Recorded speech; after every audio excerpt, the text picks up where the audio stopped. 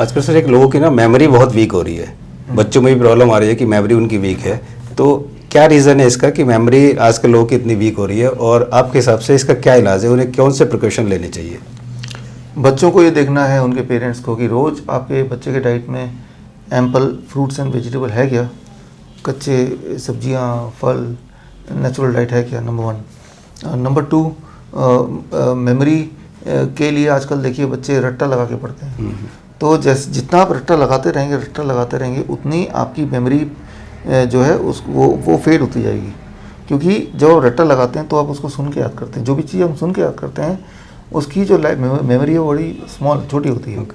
जो भी चीज़ आप देख के याद करते हैं उसकी मेमोरी काफ़ी लंबी होती है। तो आपको विजुअल मेमोरी बनाना पड़ेगा बच्चों को, visual memory which is called law of imagination. और उसको एसोसिएट करना पड़ेगा अपने डे टू डे लाइफ की चीज़ों से, which is called law of association. ये 2 लॉ जो हैं, जो मुझे लगता है कि हर बच्चे को सीखना चाहिए। इसको कैसे सीखना है? उसको सीखने की सबसे आसान तरीका, मैं किताब का नाम बता रहा हूँ, स्मार्टर मेमोरी। राइट, ये नीरजा रॉयचौधरी, मेरी वाइफ का लिखा हुआ किताब है। ये बच्चा पढ़ लेगा, उसके पेरेंट्स पढ़ लेंगे, पढ़ने में करीब 1 दिन, 2 दिन, 4 दिन लग जाएगा। उसमें बड़े छोटे छोटे टेक्निक्स हैं। वो टेक्निक लगा के जब वो पढ़ेगा तो वो हर चीज़ को इमेजिन कर पाएगा, साइंस हो, हिस्ट्री हो, केमिस्ट्री हो। जब वो इमेजिन करेगा तब वो याद रहेगा।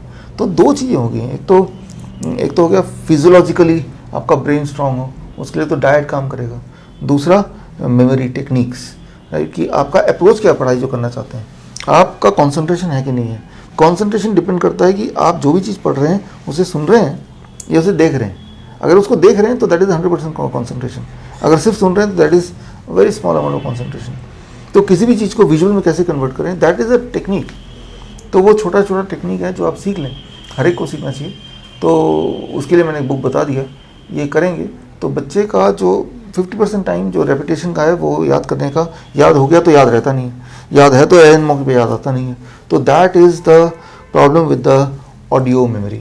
देखिए 3 तरह की मेमोरी होती है। ऑडियो है, सुन के याद करना, विजुअल है, मैंने बताया देख के याद करना, दूसरा है किनेस्थेटिक, करके याद करना। तो अब इन तीनों में से बच्चा किस चीज़ में जाता है, वो पढ़ता है और सिर्फ सुन के याद करता है, या तो मेंटली सुनता है या फिजिकली जोर से पढ़ता है तब सुनता है। लेकिन बाकी जो ज़्यादा मेमोरीज हैं वो सारी मेमोरीज को हम अगर इन्वॉल्व कर लें, जो कि पॉसिबल है, तो इंसान की मेमोरी अच्छी हो जाएगी। तो जो भी याद करेगा उसको याद रहेगा। आपने देखा होगा कई बार ऐसा होता है कि बचपन की कोई एक बात हमें अभी भी याद रहती है, तो उसमें कोई खास बात क्या किया था। तो जिन चीज़ों में विजुअल ट्रिगर लग जाता है वो हमारी परमानेंट मेमोरी बन जाती है। तो अब ऐसा नहीं हो सकते किसी की मेमोरी कमज़ोर है या किसी की अच्छी। आप ऐसा बोल सकते हैं कि वो मेमोरी ट्रेंड है या अनट्रेंड है, टू ट्रेन आवर मेमोरी। तो ट्रेन करने के लिए मेमोरी की कई सारी किताबें हैं। मैंने एक किताब लिखी है मेमोरी, माइंड एंड बॉडी, वो भी पढ़ सकते हैं। आज से 20 साल पहले लिखी थी। तो मेमोरी की कोई भी मेमोरी के आप करेंगे memory techniques, association, law of association, law of imagination, ऐसा करके गूगल में टाइप करेंगे तो बहुत सारी किताबें दुनिया में अच्छी आई हैं। तो कोई भी किताब लेके आप उस टेक्निक को सीख के आगे बढ़ सकते हैं। तो सर ये किसी भी एज का आदमी इसको सीख सकता है, कर सकता है, या पर्टिकुलर एज है? At any as. अच्छा। छोटे बच्चे मैं देखता हूँ जो क्लास 1 के हैं, 2nd के हैं, उनकी नेचुरल टेंडेंसी होती है हर चीज़ को इमेजिन करने की। आप उसको कोई कहानी सुनाएंगे छोटे बच्चे को तो वो विजुलाइज कर रहा होगा। लेकिन जैसे वो बड़ा होता है तो उसको पढ़ाया जाता है स्कूल में कि भी आपको इमेजिन नहीं करना, आपको तो रट्टा मारना है।